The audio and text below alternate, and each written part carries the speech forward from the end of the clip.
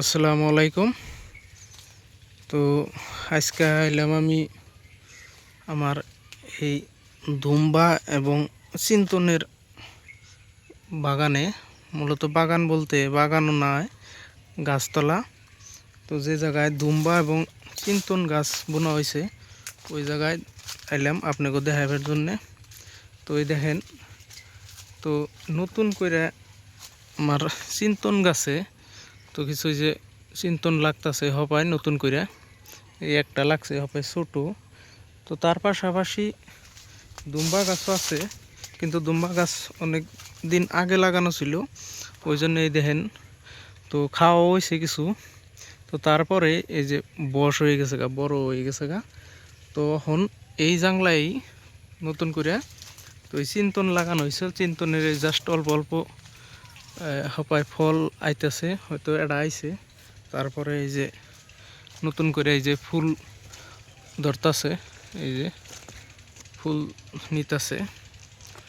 তো এই গাছ আসলতে বাড়িতে বুনা খাওয়ার কিছু উপকারিতা আছে, যেমন বাজারে যেগুলো সবজি উঠে ওগুলো ধরুন কিছু এই রাসায়নিক সার ব্যবহার করা হয়, কিন্তু এই জায়গায় তো রাসায়নিক কোনো সার নাই, জাস্ট গোবরের সার দিয়ে বাড়িতে বুনে থোয়া হয়েছে।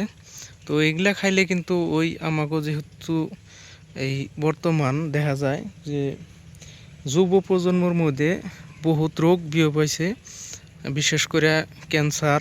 তো এই ধরনের, তো আমি ভাবি যে খালি এই এই নেশা জাতীয় বস্তুর থেকে হয় না, এই অত্যাধুনিক সার ব্যবহার করার ফলেও হয়তো কিছু ক্যান্সার বা অন্য অন্য রোগ দেখা যায়।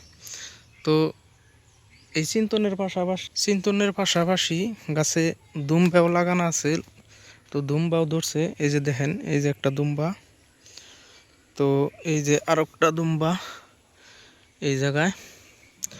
তো এই গাছের তলেই কিছু দুইটা নতুন করে এই লেবু গাছের চারা লাগানো আছে। এই যে একটা নাগান আছে, আর একটা হইলো এই যে একটা নাগানো হয়েছে, বেড়া দেওয়া হয়েছে সুন্দর করে, 12 মাসে জাতের লেবু।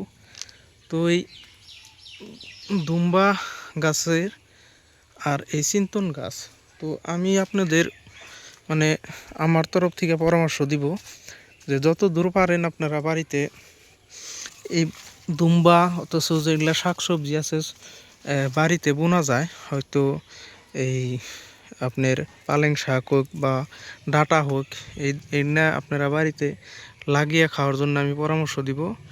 বাজারে যেগুলো আছে ওই ধরনের থেকে একটু বঞ্চিত থাকার কথাই আমি উপদেশ দিব। এই যে এই জায়গায় দেখেন আরেকটাও এই যে চিন্তন সবাই ছোট, তার পাশাপাশি এই যে আরেকটা চিন্তন ধরছে। তো এই ধরনের গাছ লাগিয়ে বাড়িতে কিছু খাইতে পারেন আপনারা। তো ভিডিওটা বেশি লম্বা করি না, তো আজকে এইখানে সমাপ্ত করছি। খুদা হাফেজ।